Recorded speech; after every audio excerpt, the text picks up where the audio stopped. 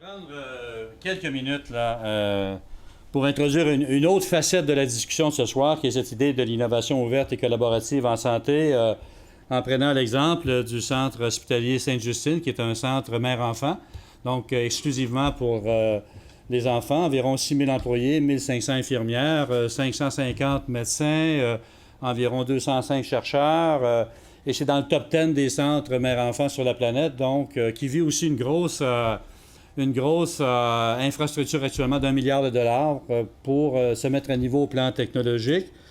Et dans le fond, je vais vous présenter rapidement quatre cas de co-création autour du soin, de l'humanisation des soins et aussi de la gestion qui supporte l'humanisation des soins. Et je vais essayer de tirer des conclusions du point de vue du champ de la gestion des connaissances, du point de vue du champ de la gestion du changement et du point de vue du champ du management collaboratif. Ça va? Donc, qu'est-ce qu'on peut apprendre sur les 4 cas? Mais si on veut passer à l'action et faire de la gestion, il faut réfléchir aussi sur qu'est-ce qui nous apparaît comme étant important du point de vue de ces 3 domaines-là, knowledge management, management collaboratif et puis gestion du changement comme tel. Donc, Laurent Simon nous le rappelle, le monde est complexe. Moi, je travaille avec des entrepreneurs qui remettent en question leur modèle d'affaires sur un rythme de 3 fois par année à 4 fois par année, où on reconstruit le modèle d'affaires parce que ça bouge trop vite dans leur environnement. Et la question, c'est difficile d'avancer sans collaborer, c'est difficile d'avancer sans innover. Je vous rappellerai que le sondage, par exemple, mondial PricewaterhouseCoopers de cette année, auprès de 1800 CEO, indique que 60% des CEO ont introduit le mode collaboratif avec des partenaires, avec des clients, avec des fournisseurs, avec des centres de recherche dans leur mode opératoire. Je viens de terminer une étude en intimité avec 75 grands PDG et je leur ai demandé, non pas de me parler de la stratégie, mais de leur parler de l'intimité client, donc de choses qu'ils n'ont jamais parlé à personne, incluant leur conjointe, mais on a recueilli cette information-là. Et les gens nous disent, dans le fond, face à la complexité, elle est extrêmement importante et 40% d'entre eux disent « mais on n'a aucune idée comment l'appréhender ». Donc, une manière de l'appréhender, c'est de créer des nouvelles capacités à innover, à collaborer. Et lorsqu'on introduit, dans le fond, le monde de la santé, ce qu'on voit avec, tout à l'heure, la présentation de Thomas, les maladies chroniques expliquent beaucoup de variances dans les coûts de santé. Et la maladie chronique, c'est systémique. Ça fait référence à plusieurs disciplines. Et en même temps, ça fait référence à la chaîne de la valeur de la santé qui est, dans le fond, prévenir, guérir, soutenir. Donc, c'est une chaîne de valeur intégrée. Et si vous regardez historiquement au Québec, eh bien, on avait des gens qui, dans le prévenir qu'on appelle des CLSC, donc qui vont travailler avec Thomas pour prévenir les maladies chroniques. De l'autre côté, dans le guérir, vous aviez les centres hospitaliers, les hôpitaux qui ne parlent pas aux CLSC.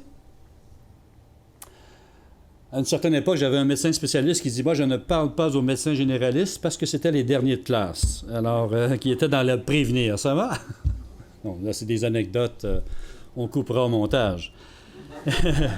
Et soutenir, c'est les CLSC ou les centres hospitaliers de longue durée pour les personnes âgées. Mais il faut comprendre que si vous êtes un malade chronique, le prévenir ne parle pas au guérir et le guérir ne parle pas au soutenir. Le soutenir ne parle pas au prévenir. Ça va?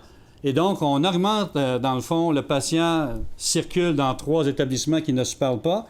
Et donc, il n'y a pas de chaîne de valeur et on n'arrive pas à avoir un impact systémique sur la maladie chronique. Le modèle de santé québécois est reconstruit de cette manière, c'est-à-dire comment on prend des experts, peu importe leur domaine, soit qu'on intervient en prévenir, guérir et soutenir, et autour de trajectoires de soins, de continuums de soins, de programmes clientèle, par exemple mère-enfant, diabète, cardiologie, comment on travaille la chaîne de valeur, prévenir, guérir, comment les médecins doivent travailler en interdisciplinarité avec des infirmières, des inhalothérapeutes, avec des psychologues, des travailleurs sociaux, en co-création, donc dans un continuum de soins. Mais ça veut dire co-créer, ça veut dire qu'on accepte de partager son savoir avec d'autres disciplines et ensemble de co-créer une trajectoire de soins qui va introduire la chaîne de valeur, prévenir, guérir, soutenir. Mais il n'y a pas un intervenant qui domine la chaîne de valeur. Ce sont des disciplines différentes qui apprennent à collaborer pour travailler cette chaîne de valeur.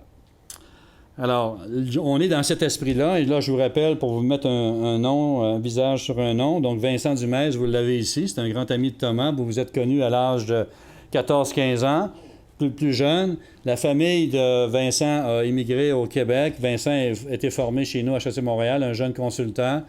Et c'est donc lui qui a convaincu le doyen de la faculté de médecine que l'expérience patient est importante dans le développement des futurs médecins et qu'une faculté de médecine de l'Université de Montréal, qui est la numéro 2 au Canada, devrait introduire une direction collaboration et partenariat patient qui est co-gérée par un patient, donc qui est Vincent, et bien sûr un médecin qui forme la co-direction de cette équipe-là ici. Donc, vous pourrez aller voir le site web.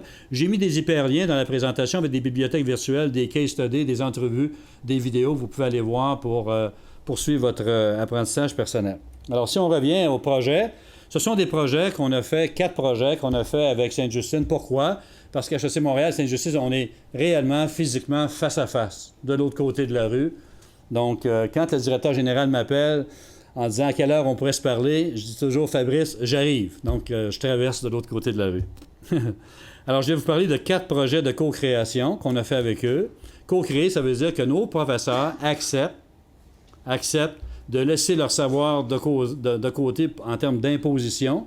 Leurs médecins, leurs gestionnaires de laboratoire acceptent de laisser leur savoir de côté et de co-créer ensemble autour de problématiques. La première que je présente, c'est le développement de nouvelles capacités en gestion à Sainte-Justine. Et pour ce faire, on a créé une école de gestion contextualisée sur mesure, HEC Montréal Sainte-Justine, où tous les savoirs produits à l'intérieur de cette école de gestion-là sont co-créés par des profs d'université en co-création avec les experts, les professionnels de la santé, les médecins, les chercheurs de l'hôpital Sainte-Justine.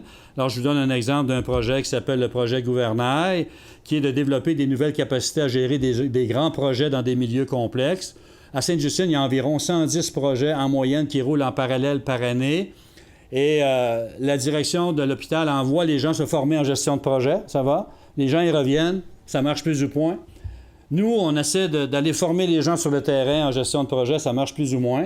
Et on a eu cette idée de dire, pourquoi est-ce qu'on ne prend pas des chefs de laboratoire, des médecins, avec nos profs en gestion de projet, et qu'on co-crée ensemble une méthodologie en gestion de projet en milieu complexe, comme des milieux de santé, parce que souvent, les méthodologies en gestion de projet ne sont pas contextualisées pour des milieux complexes. Et on a donc développé une nouvelle capacité qui, dans ce domaine basé sur la co-construction, qui s'appelle la méthodologie CAPT, qui a donné naissance au premier coach virtuel mondial sur le web en anglais et en français qui s'appelle Sherpa. Donc, vous pouvez actionner Sherpa à partir de vos portables et le Sherpa vous fait du coaching sur la gestion du changement et la gestion en contexte de grands projets issus de cette co-construction de connaissances entre nous, HEC Montréal, Sainte-Justine et bien sûr Brio Conseil, une propriété intellectuelle à 3, où nous, on réinvestit la partie qui nous revient dans nos centres de recherche en santé. Donc, un premier exemple de co-création. Un deuxième, plus rapidement, qu'on a évoqué, c'est Hacking Health. Donc, nous, on a fait un Hacking Health pour Sainte-Justine, ça va? Donc, on a demandé à des équipes de soins de Sainte-Justine, environ 1 mois et demi avant l'exercice de Hacking Health qui a duré un week-end de 48 heures, d'identifier des problématiques de soins où on pourrait avoir un impact sur l'expérience client-soin à partir d'applications mobiles sur téléphone mobile.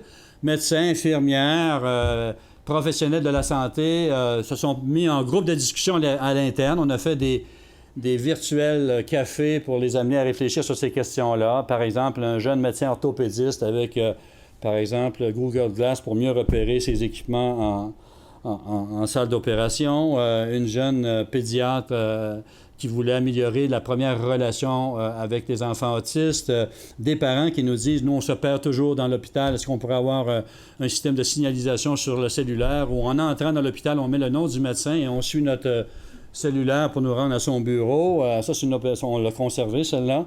Et donc, est arrivé 60 équipes de soins qui ont présenté pendant 1 minute pourquoi c'est important leur problématique. Dans la salle, on avait mobilisé 135 hackers qui venaient du Canada, de New York, des États-Unis, d'Amsterdam, il y en est venu de la France. Et dans la salle, il y avait 600 personnes. Donc, il y avait aussi du capital risqueur. Il y avait des banques qui voulaient voir si on pouvait appliquer l'approche Hacking Health dans une banque. Donc, Hacking Health dans une banque. On l'a fait avec une banque. Et ce qu'on a fait en moins de 48 heures, c'est qu'on est parti de 60 idées de départ. On a développé 34 prototypes finaux le dimanche après-midi à 15 heures qui fonctionnaient. Donc, fonctionnent sur prototype en moins de 48 heures. Et la question que j'avais posée au directeur général, est-ce qu'on a une capacité d'absorption de l'innovation à Sainte-Justine? On a une capacité d'absorption en bureau de projet. Le lundi matin, on a pris les 34 prototypes finaux, on les a mis sur une matrice 2x2, parce qu'en gestion 3x3, ça ne marche jamais, on perd le monde. Alors, 2x2, c'est quel est le coût d'innovation, et de l'autre côté, comment c'est facile à réaliser pour créer un effet wow. On a retenu 18 applications. Et finalement, le bureau de projet en a pris 12 en mise en œuvre et les 12 sont actuellement implantés. Donc, en moins d'1 an, on a implanté 12 nouvelles implantations d'humanisation des soins à l'intérieur de Sainte-Justine. Alors, si vous voulez en savoir plus en termes de retombées, vous avez par exemple l'hyperlien Pôle Santé. C'est un séminaire que le directeur général de Sainte-Justine, Fabrice Brunet, fait pendant 1h30 et il explique aux gens et aux médecins pourquoi c'est important de faire de l'innovation ouverte en accéléré dans le milieu de la santé et comment ça a permis de développer, dans le fond, de nouvelles capacités à l'intérieur du centre hospitalier Sainte-Justine. Et pour le reste, c'est des couvertures médias qu'on a réalisées. Dans le fond, ça a été le premier Hacking Health qu'on a fait, qui a généré les 29 autres à travers notre collègue qui a lancé la plateforme Hacking Health, qui est Luc Sirois. Juste une anecdote, je mangeais avec Luc Sirois, on était le 4 juillet il y a 2 ans. Et il me dit, j'ai une nouvelle méthodologie. C'est un ancien, Luc Sirois, c'est un ancien grand consultant international de McKinsey qui a tout laissé tomber parce que c'est un passionné du soin des enfants. Et il me dit, écoute, j'ai développé une nouvelle méthodologie qui s'appelle Hacking Health. On connaît le réseau mondial des hackers, mais on cherche un centre hospitalier pour expérimenter. J'ai dit, attends un instant, j'ai pris le téléphone cellulaire, j'ai appelé Fabrice Brunet. J'ai dit, Fabrice Brunet, je suis en train de parler avec ici. Hacking Health, ça serait de la co-création. Il dit traverse, on est traversé, puis on a réglé ça en 15 minutes. Donc, on a réglé, dans le fond, l'opération en 15 minutes, puis on a mis en marche la logistique pour réaliser Hacking Health. Donc, ici, c'est l'humanisation des soins à partir de technologies mobiles simples, en mobilisant des hackers dans l'innovation ouverte. On a demandé au directeur général combien de temps on aurait pris normalement pour développer les 12. On a dit entre 2 et 4 ans environ. Donc, si on avait suivi le processus normal d'humanisation des soins.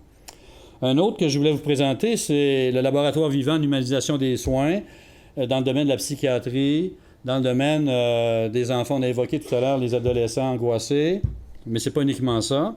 Et là, c'est une relation entre Sainte-Justine et la Société des arts technologiques. La Société des arts technologiques, c'est de l'infographie, c'est du film, c'est du cinéma. Ça n'a rien à voir avec le monde de la santé. À l'intérieur de Sainte-Justine, les gens sont accrédités Planet 3, donc ça veut dire qu'ils ont mis en place toutes les bonnes pratiques pour humaniser les soins. Ils sont au bout du paradigme, ils ont tout fait, ils ont l'impression qu'on pourrait faire mieux, mais il faut changer de paradigme. Et l'idée, c'était de dire, pourquoi est-ce qu'on ne s'ouvre pas aux arts technologiques pour développer de nouvelles pratiques d'humanisation des soins? Alors, je vais vous en montrer quelques-unes. Autour, par exemple, des troubles d'anxiété, du développement d'autonomie chez les enfants, l'expression des émotions, la sensibilité sensorielle, la rééducation de la motricité fine. Et là, vous avez ici quelques exemples. Vous avez ici le dôme de la Société des arts technologiques, où on prend des enfants qui sont des grands angoissés, qui peuvent pas exprimer leur angoisse à leur médecin, mais ils sont capables de la dessiner. On reproduit leur dessin en 3D à l'intérieur du dôme. Le psychiatre est au centre de la salle. Il commence une relation thérapeutique avec les enfants qui reconnaissent leurs rêves, qui reconnaissent l'expression du rêve et qui sont en mesure de déclencher une relation thérapeutique avec le médecin. Vous avez des jeunes ici où on fait de la sensibilisation à la rencontre du futur médecin par des avatars. Vous avez ici ce qu'on appelle ici le vidéo mapping, où pour les enfants en phase terminale, on peut aller filmer leur chambre à la maison. Ça va? Comme quand on fait des shows sur les églises, par exemple. On ramène à l'hôpital, on recrée la chambre à l'hôpital, et l'enfant, avec la famille, se sent à la maison, si vous voulez, en termes d'humanisation des soins. Mais quand vous demandez à la Société des arts technologiques ou à Moment Factory de faire ça, pour eux, l'expression québécoise, ça prend une pinotte, c'est facile à faire pour eux. Mais l'idée, c'est de laisser entrer Moment Factory à l'intérieur de l'organisation, de se mettre en co-création avec les équipes de soins et d'imaginer, ici, c'est des tableaux, c'est des pianos musicaux sur les murs, à la salle d'attente des enfants. Les enfants arrivent stressés.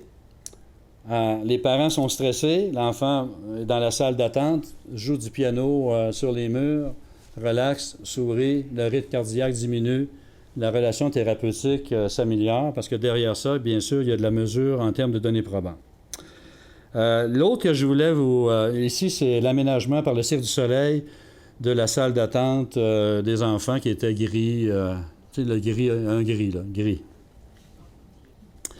Le dernier, tout simplement, qu'on a documenté dans la revue Gestion il n'y a pas longtemps sur un numéro spécial qui s'appelle Collaborer, c'est la rencontre entre Ubisoft et des experts en la faculté de médecine sur les questions de soins pour la création, un peu dans l'esprit des jeux, comme tout à l'heure, la création d'un jeu qui s'appelle Dig Rush, qui permet de prendre l'expertise de Ubisoft avec l'expertise des gens en médecine et de co-créer un jeu qui fait qu'avec les couleurs à l'intérieur du jeu, l'enfant joue un jeu et il suit les couleurs sans le savoir et les couleurs ont un effet thérapeutique sur le réalignement des yeux en termes de vision. Donc, tout simplement, là, c'est en validation clinique, 90% de validation clinique de réaliser.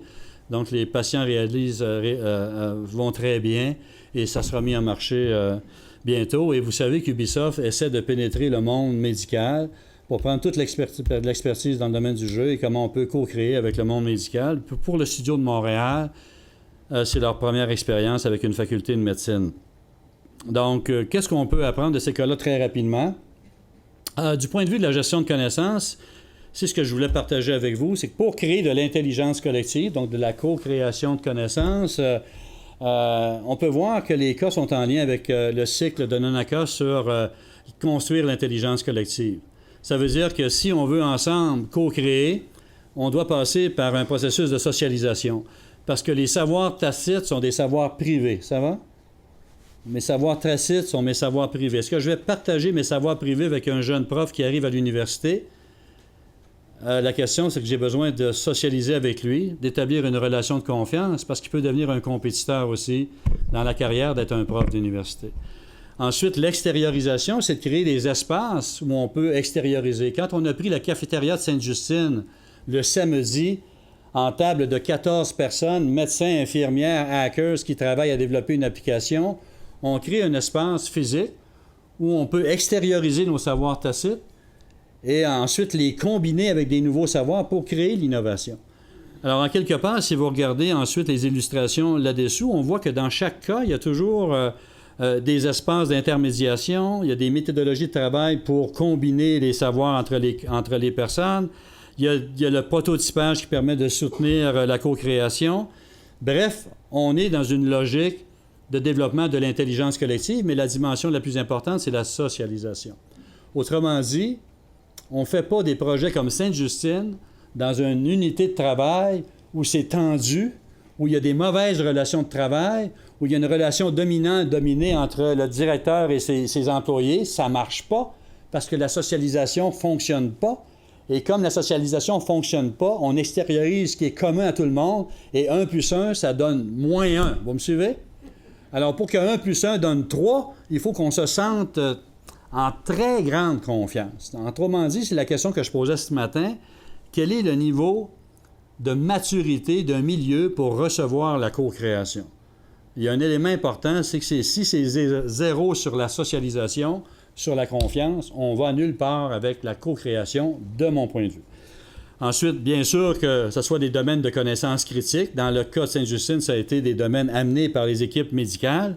La capacité à faire remonter les savoirs tacites et bien sûr la mesure scientifique de ces expériences-là, puisqu'on est dans un milieu scientifique, il faut faire de la mesure.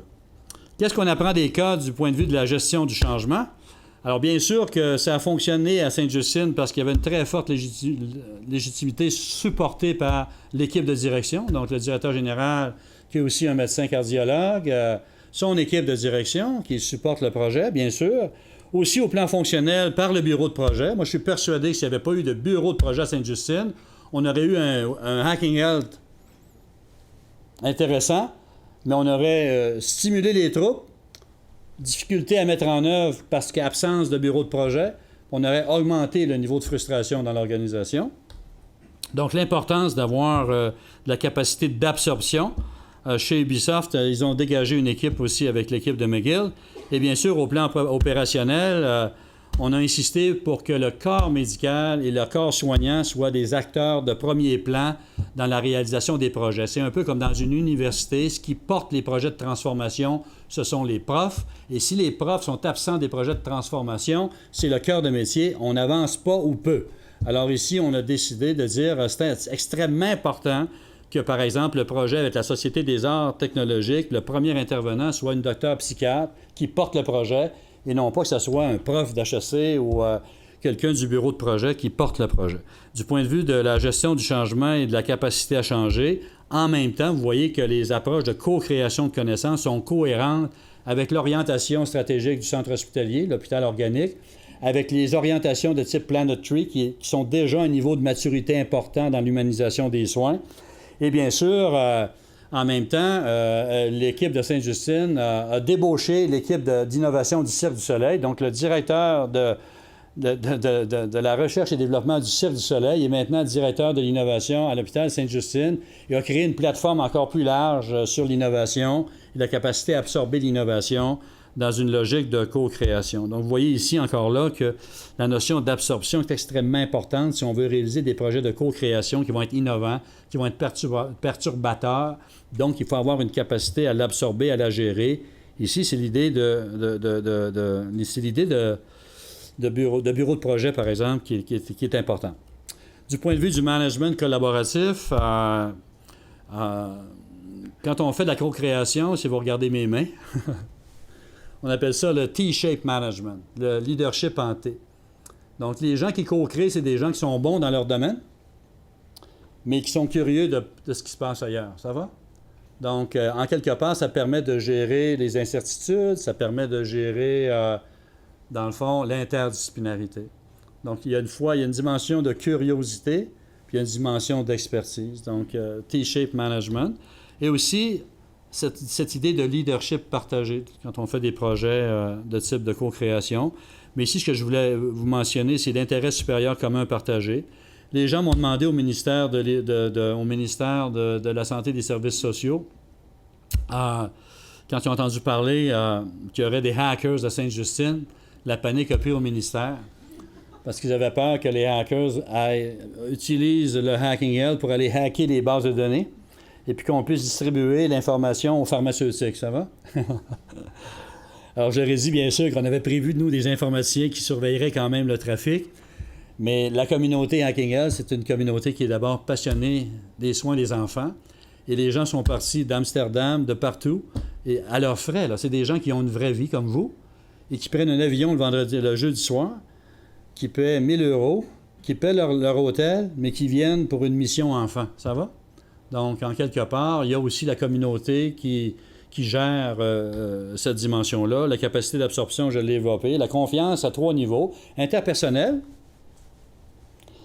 interprofessionnel, reconnaître que dans une chaîne de valeur, entre guillemets, une infirmière, c'est aussi important qu'un corps médical, ça va, dans une chaîne de valeur. Donc, interprofessionnel.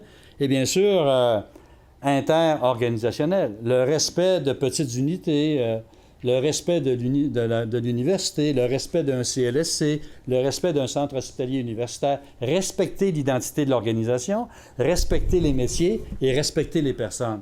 Donc, c'est de la confiance. Lorsqu'il n'y a pas de confiance, que ce soit au niveau identitaire, interprofessionnel, etc., donc ça va affecter l'extériorisation des savoirs tacites, complémentarité perçue des compétences. Moi, je fais toujours une matrice de complémentarité quand je travaille en mode de co-création pour que les gens voient qu'il y a une complémentarité et que de mettre de l'effort, ça va nous permettre de co-créer. Développement de normes communes, présente un langage commun et avoir un esprit chevaleresque. Ça, c'est un vieux gestionnaire qui me disait un jour, après avoir fait plusieurs projets de collaboration, il faut toujours parler au nom du projet et jamais parler au nom de l'institution. Donc, s'il y a 4 institutions, on parle au nom du projet, on ne parle pas au nom de son institution. Alors, voilà, ça nous rappelle les modes de pensée d'un vieux chercheur que vous connaissez, Henry Mintzberg, qui nous dit, en gestion, il y a un mode de pensée réflexif, se gérer soi-même. Nous, dans notre Executive MBA, on passe 7 jours de 8 heures du matin à minuit le soir à gratter les futurs hauts dirigeants, parce qu'on dit que quelqu'un qui se connaît mal, qui devient haut dirigeant, peut être destructeur, ça va? Comme un prof. Donc, réflexif. Le mode de pensée-action, le mode de pensée analytique, le mode de pensée globale et aussi le mode de pensée collaboratif, gérer les interactions, gérer les connexions. Alors, merci. Sur ce, voilà, ça va? C'est clair? OK. Merci.